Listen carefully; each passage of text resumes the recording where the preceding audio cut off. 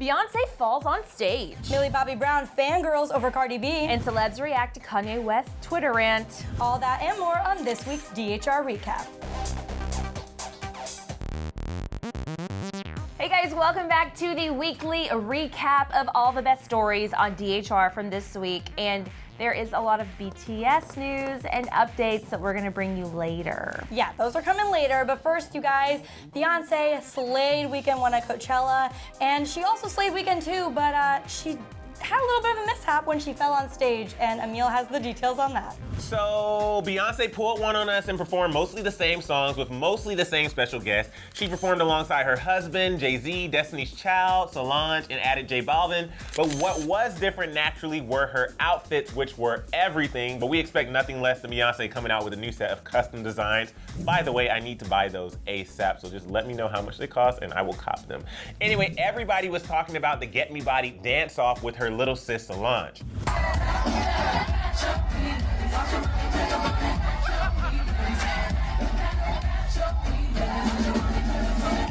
But when the choreo called for Beyonce to pick Solange up for a cute shimmy moment, things didn't go as planned. Gravity set in and both sisters fell onto the stage.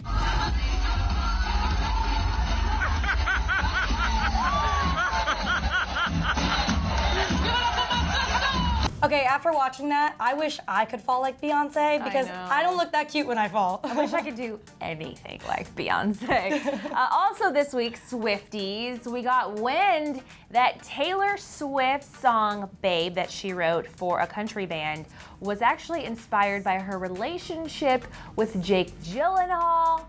Juicy, and Sinead brought us those details. The lyrics to Sugarland's newest sure to be a hit banger that Taylor wrote and is featured on heavily alludes to a past relationship that ended because he maybe pulled a Tristan Thompson. The lyrics reveal, quote, "Since you admitted it, I keep picturing her lips on your neck. I can't unsee it. I hate that because of you. I can't love you, babe." We should also mention back in 2013 that Taylor's co-writer on the track, Train's Patrick Monahan, said in an interview with ABC News Radio, quote, "It's her song. I was just lucky enough to be a part of it with her.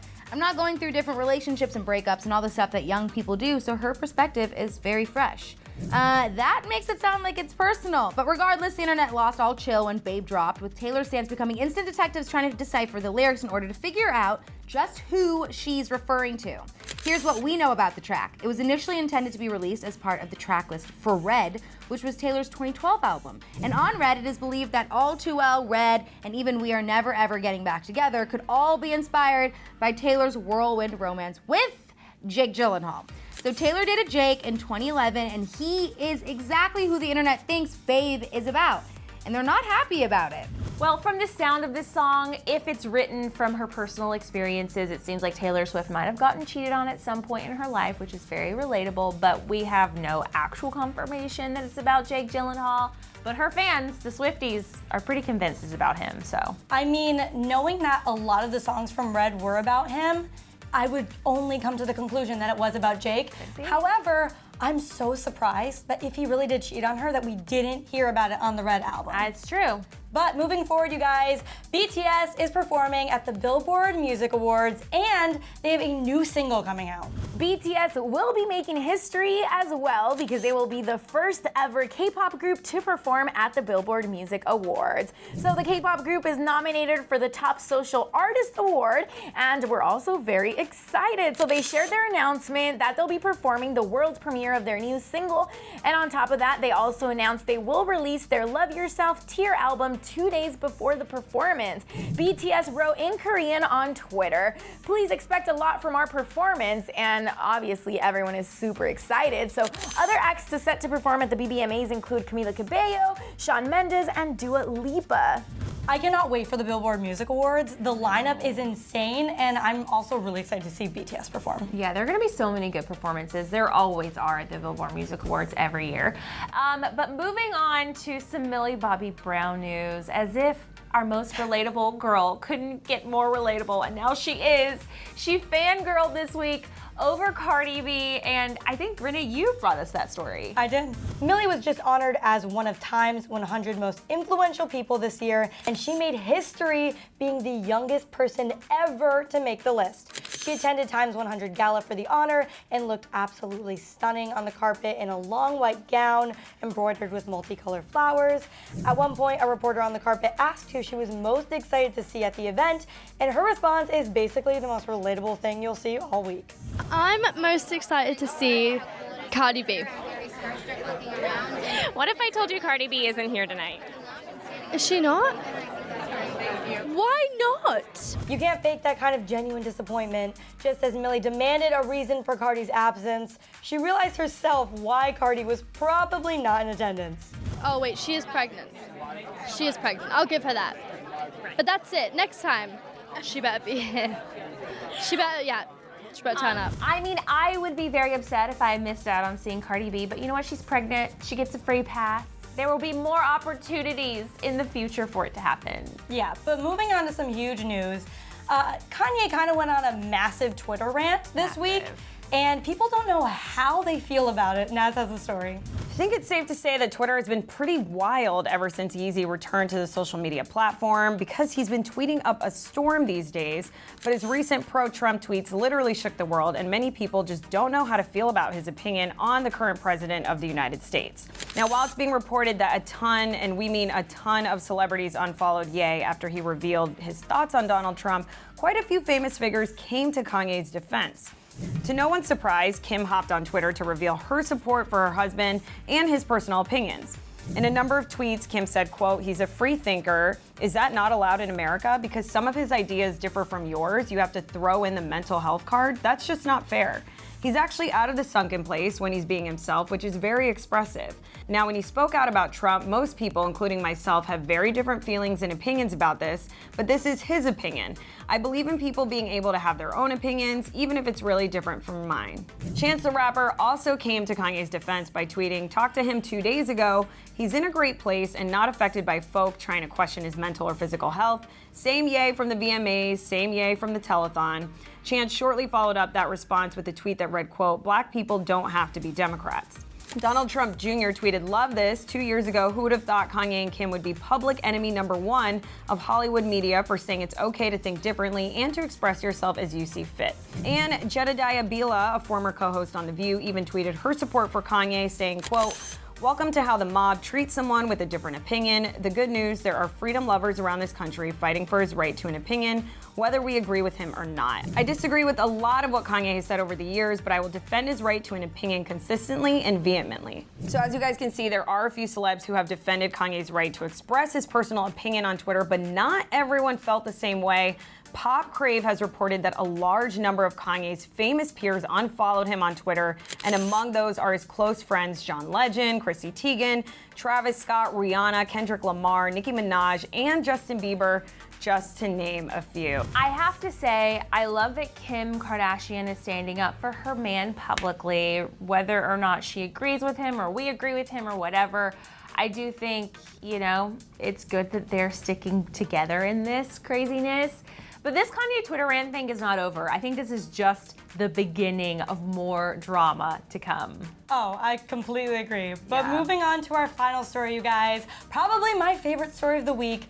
Camila Cabello just dropped a remix of her song Never Be the Same, and honestly, I think it's better than the original. So Camila may be super busy with her tour these days, but that did not stop her from dropping a brand new reimagined versions of her hit song Never Be the Same. Camila released the newly remixed song and added beats and a country singer to her song, Kane Brown's vocals. But before she did that, Camila explained to her fans exactly how this collaboration came about. She wrote, quote, "When we were writing this song, Frank Dukes kept telling me, the melodies you're doing make it feel like this could be a country song. Ever since we finished writing it, I always thought this could be reimagined with a country artist, and I heard Kane Brown's song What Ifs one day and freaked out. I was like, he's the perfect artist to do this with. I'm so excited about this and hope you love it as much as I do. And thank you, Kane, for your magical voice. This song tells a different story now." You said stop playing it safe, boy, I wanna see you lose control. Just like nicotine, weed, morphine. Suddenly, I'm a fiend, and you're all I need. All right, you guys, hopping into our favorite part of the show. You know, we read all your comments. and we pay attention to them. And now we have a whole section of the show dedicated to reading our favorites of the week. So this one comes from Taylor Swiles. Taylor Swiles was commenting on our story about Taylor Swift writing Babe and it possibly being about Jake Gyllenhaal. And she said, I feel like why Babe wasn't released as a track in Red was because it wasn't powerful enough. You know, the lyrics don't really hit. I totally believe it's about Jake. Like, just check Tumblr, so many hints. I also agree, I think it was about Jake. I get what you mean. I think it's a little, as much as it sounds like the songs from Red, it is a little different. I don't think it is as powerful, though I love the song. But like comparing it to Red as a whole, I get why she might have left it out. Or, you know, you think about when an artist picks their tracks, it's almost like their album tells a story too.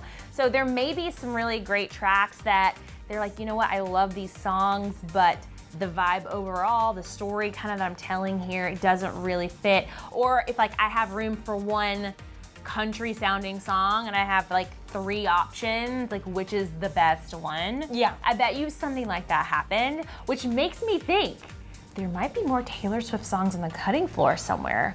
Oh, for sure. I want to hear the outtake Taylor Swift album. Yes, you know what, actually going off of that, from Red, there is supposedly a 5-minute version of the song All Too Well that all like true Swifties know about and have been dying for her to release. And after Babe has come out and, oh my God, I'm blanking on Better Man came out, I'm wondering if one day, maybe in a few years from now, she'll finally release the full version of All Too Well, which is also about Jake Gyllenhaal. Okay, I'm gonna move on to Gavin the Zombie 12, who didn't have something very nice to say, but we're gonna talk about it anyway. Gavin said, is it bad that I like 11 way more than Millie Bobby Brown? Cause Oh, come on. Have you ever seen an interview with Millie Bobby Brown? That girl is the most precious, relatable, real, funny girl that's in Hollywood. Like, she's literally the only, there's no one else like her in the business. I appreciate her freshness and her refreshness, or whatever her freshness is to the industry. I love that she's just raw and real and totally herself. And 11 creeps me out. I love 11, but No, like but I love me some Millie Bobby Brown. But 11 would just like break into a nosebleed, you know? That's true. It's kind of weird. 11 also has temper tantrums, and then she like destroys your house. So that could also be an issue. Gavin, I think you're a little dark. All right, you guys, that is it for this week's recap. But I gotta know, did you have a favorite story from this week? Yeah, let us know in the comments section. Also subscribe. We just hit 4 million subscribers. So if you're here, please be a part of our 4 Millie family. You guys, thanks for hanging out with us. Have a great weekend, and we'll see you back here tomorrow.